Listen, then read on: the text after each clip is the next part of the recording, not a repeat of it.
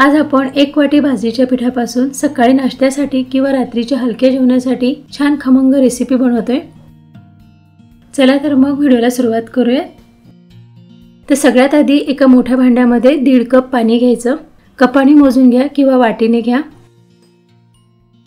आता यात 1 चमचा मीठ टाकायचं, अर्धा चमचा जिरं आणि इथे प्लेटमध्ये मी 2-3 हिरव्या मिरच्या घेतल्या आहे, थोडा अद्रक, 10-12 लसणाच्या पाकळ्या घेतल्या आणि कढीपत्ता घेतला आहे। याचा जाडसर ठेचा करून घ्यायचा। मिक्सरला फिरवून घ्या किंवा खलबत्त्यामध्ये जाडसर ठेचा करा। तर मी ठेचा बनवून घेतला। हा पूर्ण ठेचा यात टाकायचा। ठेचा पाण्यामध्ये मिक्स करून घ्यायचा आणि यात आता एक मध्यम आकाराचा बारीक चिरलेला कांदा घालायचा। त्यानंतर पाव वाटी कोथिंबीर घालायची। कोथिंबीर सुद्धा बारीक चिरून घेतली आहे। 1 चमचा तीळ घालायचे, अर्धा चमचा हळद, पाव चमचा लाल तिखट। लाल तिखट कमीच घालायचं कारण आधी यामध्ये आपण मिरचीचा ठेचा घातला आहे। आणि आता यामध्ये लिंबाचा रस घालायचा। एक पूर्ण लिंबाचा रस पिळून घाला। लिंबू नसेल, दही असेल तर 2 चमचे दही फेटून घाला। हे सगळं पाण्यामध्ये व्यवस्थित मिक्स करून घ्यायचं आणि आता यात 1 कप बाजरीचं पीठ घालायचं। पीठ आधी चाळून घ्यायचं आणि अर्धा कप तांदळाचे पीठ घालायचं। पीठ आता पाण्यामध्ये चांगलं मिक्स करून घ्यायचं। यात पिठाच्या गाठी होऊ द्यायच्या नाही।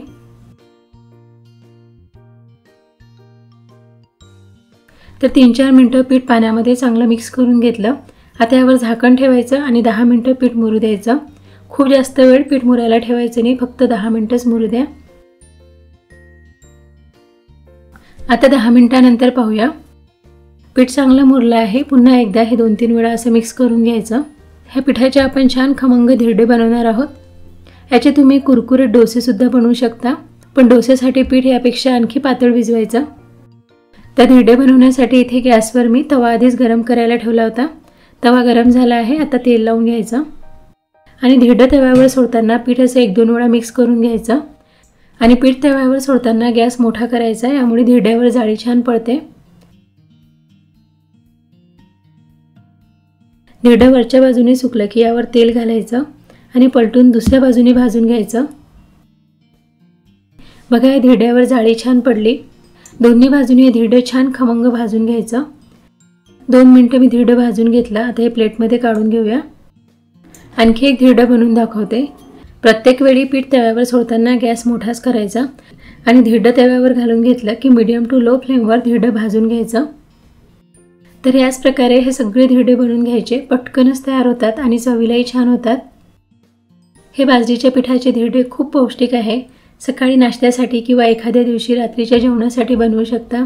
लोणच्यासोबत, कोणत्याही भाजीसोबत किंवा चटणीसोबतही खाऊ शकता।